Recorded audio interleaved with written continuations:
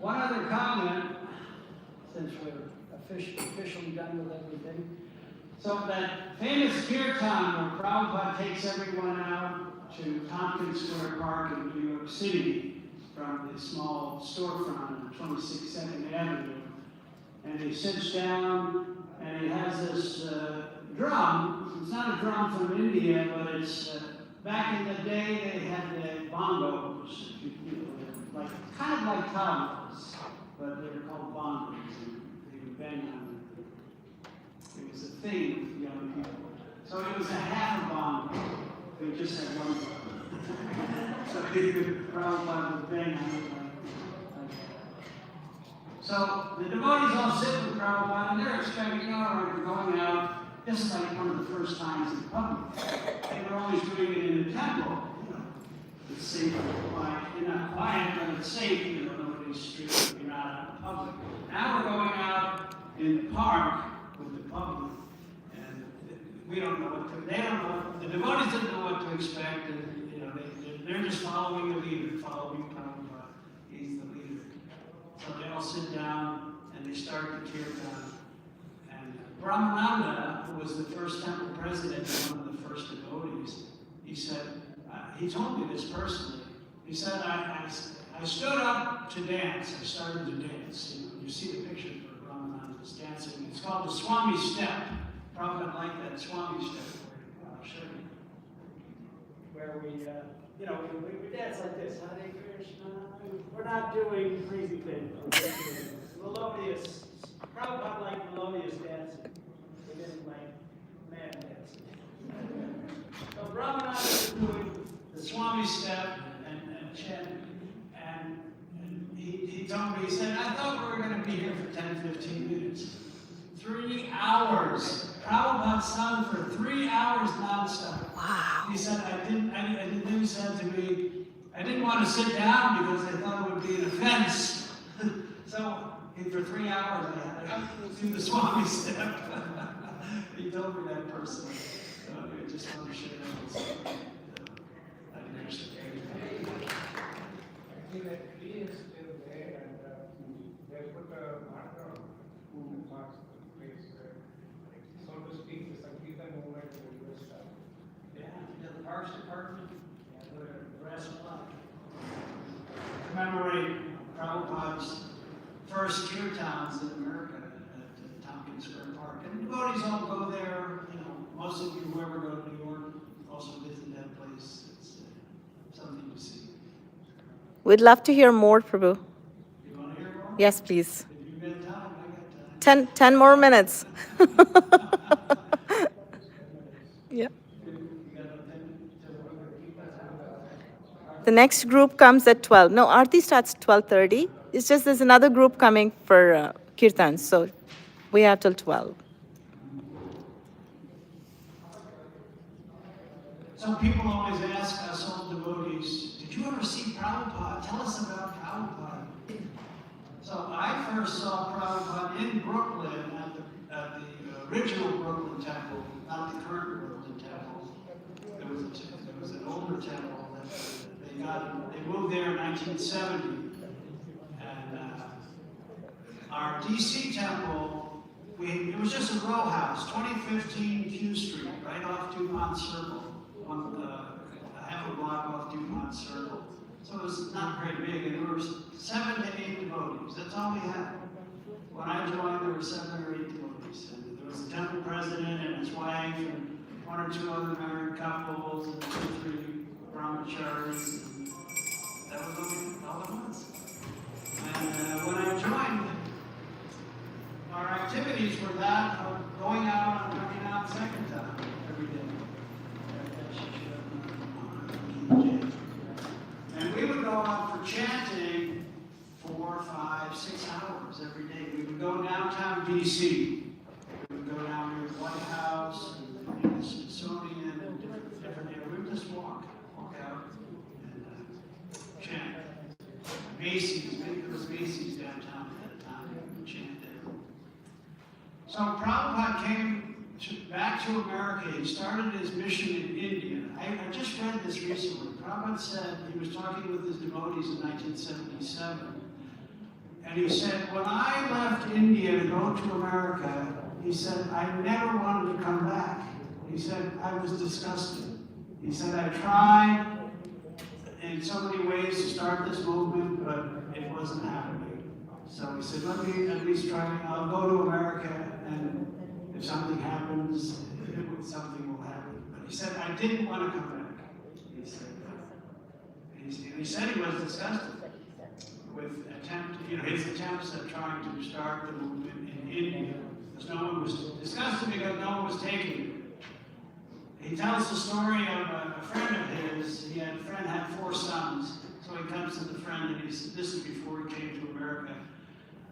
And he said to the friend, you have 4 sons, just give me 1 son and I'll train him as a Brahmana, how to be a proper Brahmana.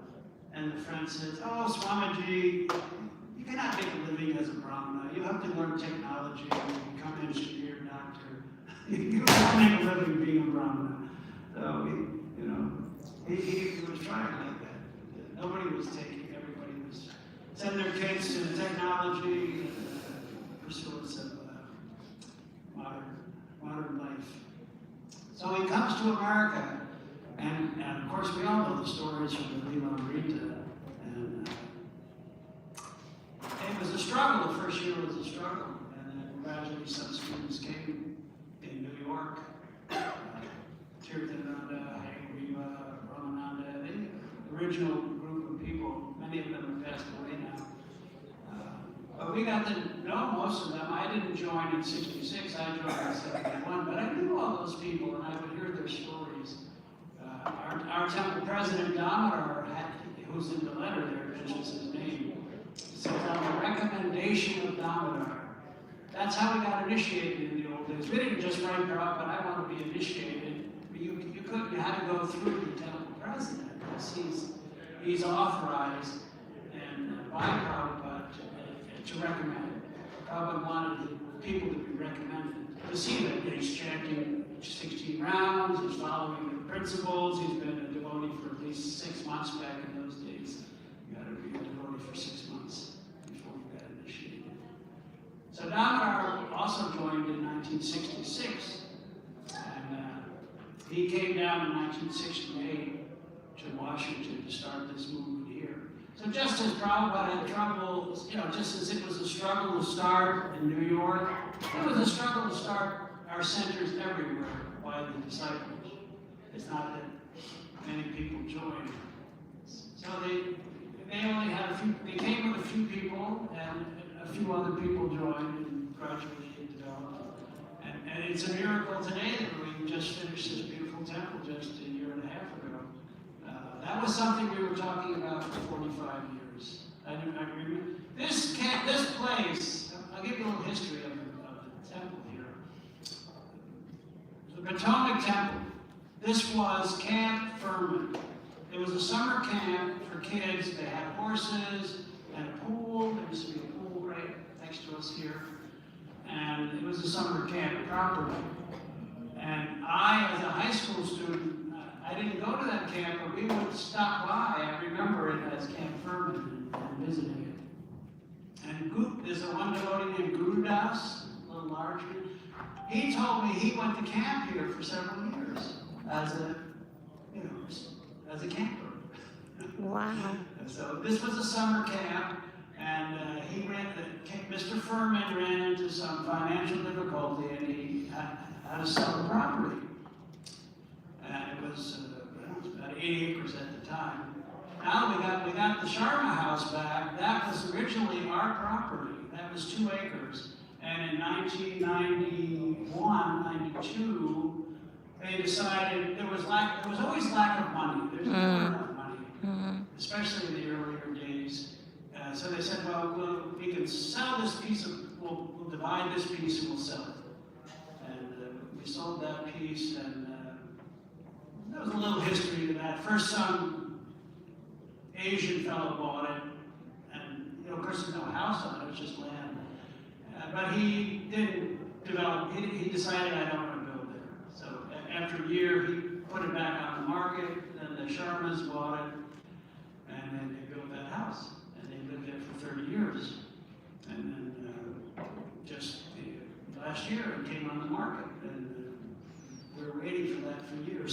Back to Madan Mohan. So we got it back, and now it's living facilities for the devotees. So that was all part of our property. This was all part of the property. And the way we were able to afford this was we're just coming from a little townhouse in D.C., 8, 10, 20 people, whatever we had at the time, moving into this big property.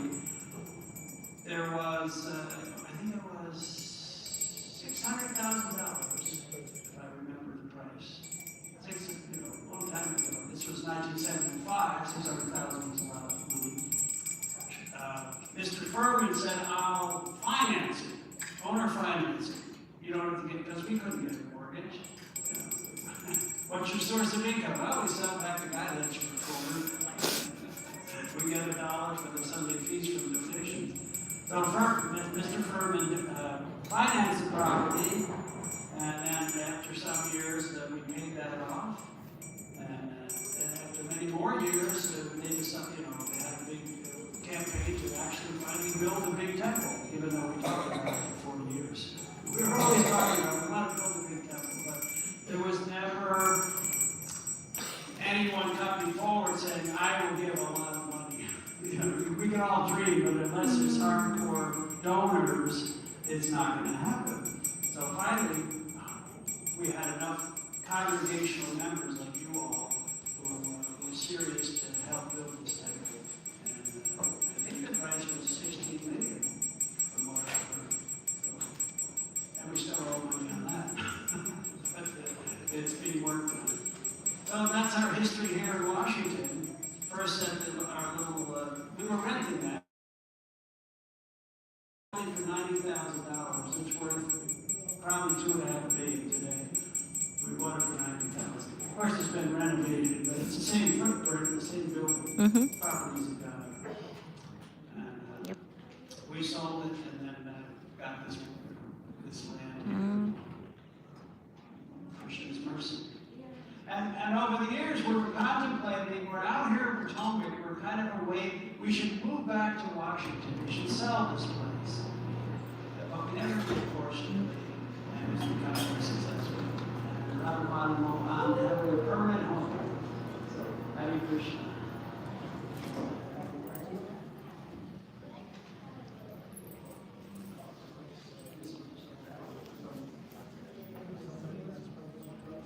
Yeah.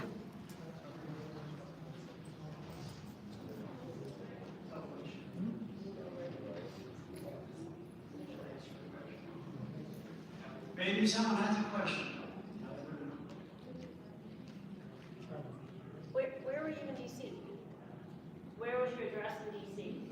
The address in D.C. was 2015 Q Street. Q Street runs right into DuPont Circle. We were half a block up DuPont Circle. Back in those days, it was not a great area. DC in general was not, DC was still suffering. 71, Martin Luther King was assassinated in 1968. There were large riots in Washington, D.C., because he was killed right there in Maryland, Pekin County, so locally. So there was rioting, burning. 14th Street was, miles of 14th Street were burned out. A lot of D.C. was left in rubble. Yeah, DuPont Circle was not, that area was not burned out. It was still depressed. So, but we had our temple there. And gradually DC, of course, has revived again and come back. But we used to go around the DuPont Circle on Sunday sometimes. We would go out and have pictures like that, and go out and chant in the circle itself.